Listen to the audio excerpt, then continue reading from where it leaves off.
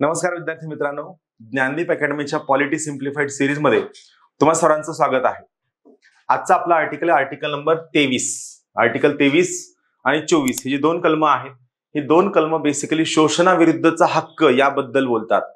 समाजातील तळागाळातील वंचित घटकांना, महिलांना, स्त्रियांना, शेड्यूल्ड कास्टला, शेड्यूल्ड ट्राईबला, डेस्टिट्यूट लोकांना, होमलेस लोकांना, या सगळ्या लोकांना ज्या प्रकारे त्यांच्या मूलभूत हक्कांचं हनन होतं, हे हनन झाल्यावर जो त्यांचा मूलभूत हक्क भंग होतो, या मूलभूत हक्काचं संरक्षण करण्यासाठी काय प्रोव्हिजन आपल्या संविधानात दिलेले ते आपण पाहणार आहोत। कलम नंबर 23 आणि कलम 24 त्यातील सगळ्यात पहिला महत्वाचा कलम आहे कलम 23वा, जो आहे शोषणाविरुद्धचा हक्क। तर आपण या ठिकाणी समजून घ्या की नेमकं कलम काय म्हणतं। चला, जे कलम नंबर 23 आहे याचं टायटल काय समजून घ्या। टायटल महत्वाचं आहे, माणसांचा अपव्यापार आणि वेठबिगारी यांना मनाई। आता माणसांचा अपव्यापार आपण अगोदर समजून घेऊया। माणसाचा अपव्यापार म्हणजे मनुष्यांची तस्करी। विशेषतः जर तुम्ही आत्ताच्या परिस्थितीत जर पाहितलं, तुमच्या लक्षात येईल ही तस्करी स्त्रियांची असती, लहान मुलांची असती, खूप सगळ्या कारणांसाठी असू शकते। प्रॉस्टिट्यूशन साठी असू शकते, सेक्स वर्क साठी असू शकते, ऑर्गनच्या डोनेशन साठी असू शकते, किंवा खूपदा या प्रकारची तस्करी कुणाला आपल्या घरी कामाला लावायचे त्यासाठी असू शकते। तर या प्रकारच्या मनुष्यांची तस्करी, त्यांचा व्यापार, इथं व्यापार शब्द हा पॉझिटिव्ह असतो। अपव्यापार म्हणजे चुकीच्या पद्धतीने त्यांचा केला गेलेला व्यापार, कारण मनुष्य हा एक आहे, युनिक आहे, प्रत्येकाला जीवित आणि व्यक्तिगत स्वातंत्र्याचा हक्क आहे।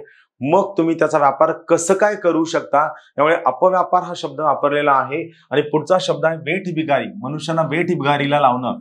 वेठबिगारीला लावणं याचा अर्थ काय होतो की एखाद्या व्यक्तीला कामाला लावल्यानंतर त्याला त्या कामाचं कोणत्याही प्रकारचं मानधन न देणं, याला आपण वेठबिगारी हा शब्द वापरतो।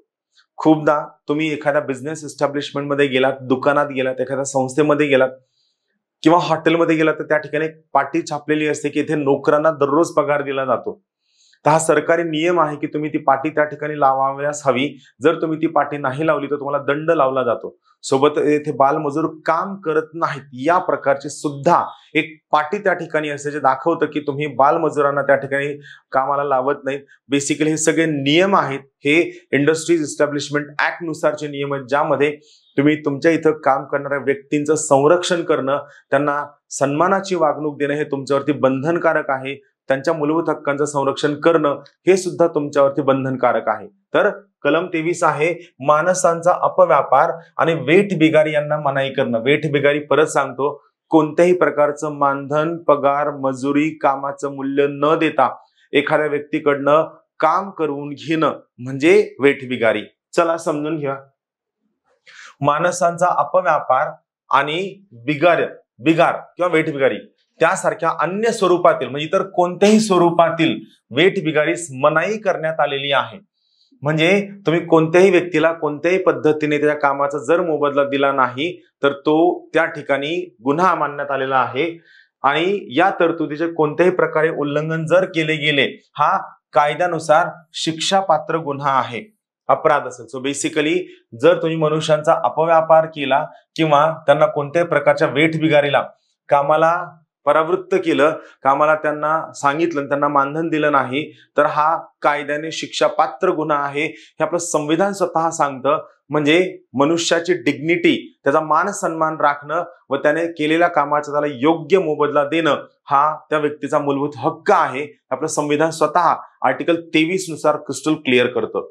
यातलं दुसरा महत्वाचा मुद्दा आहे जो काय सांगतो पहा, तर या अनुच्छेदातील म्हणजे हे जे कलम आहे, या अनुच्छेदातील कोणत्याही गोष्टीमुळे सार्वजनिक प्रयोजनाकरिता म्हणजे काय, सामाजिक गोष्टीकरिता, सोसायटीकरिता, सार्वजनिक प्रयोजनाकरिता सक्तीने सेवा करायला लावण्यास राज्याला प्रतिबंध होणार नाही। म्हणजे जर समजा देशाला गरज आहे सार्वजनिक हितासाठी, सार्वजनिक सुरक्षेसाठी किंवा इतर कोणत्याही कारणासाठी देशाला तुमच्यावरती सक्तीची सेवा लावणं गरजेचं आहे। हा, तुम्हाला त्याचा मोबदला मिळेल, माइट बी लेट मिळेल किंवा कधी कधी मोबदला मिळणार नाही।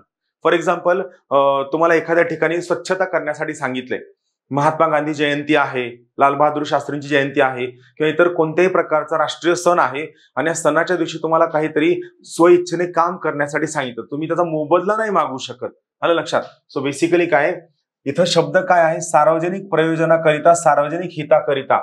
सार्वजनिक प्रयोजनाकरिता सक्तीने सेवा करायला लावण्यास राज्याला प्रतिबंध होणार नाही. म्हणजे राज्य तुम्हाला सार्वजनिक हिताकरिता सक्तीने सेवा कराव्यास लावू शकतं व अशी सेवा कराव्यास लावताना केवळ धर्म, वंश, जात वा वर्ग या अथवा यापैकी कोणत्याही कारणावर राज्य भेदभाव करणार नाही. म्हणजे जेव्हा राज्य या ठिकाणी कोणाला कोणतंही सक्तीचं काम लावेल ते काम लावताना धर्म, वंश, जात, वर्ग हे चारही कारण किंवा या चारही कारणांपैकी कोणत्याही एखाद्या कारणावरनं राज्य संस्था तुम्हाला सक्तीने काम कराव्यास लावताना कोणत्याही प्रकारचा भेदभाव करणार नाही. तुम्हा सर्वांना समानतेची वागणूक देऊन सर्वांना समान पद्धतीने सक्तीने सार्वजनिक हितासाठी सार्वजनिक प्रयोजनाकरिता काम कराव्यास लावू शकतं व यासाठी तुम्हाला कोणत्याही प्रकारचा मोबदला दिला जाणार नाही हे आर्टिकल 23 स्वतः म्हणतं.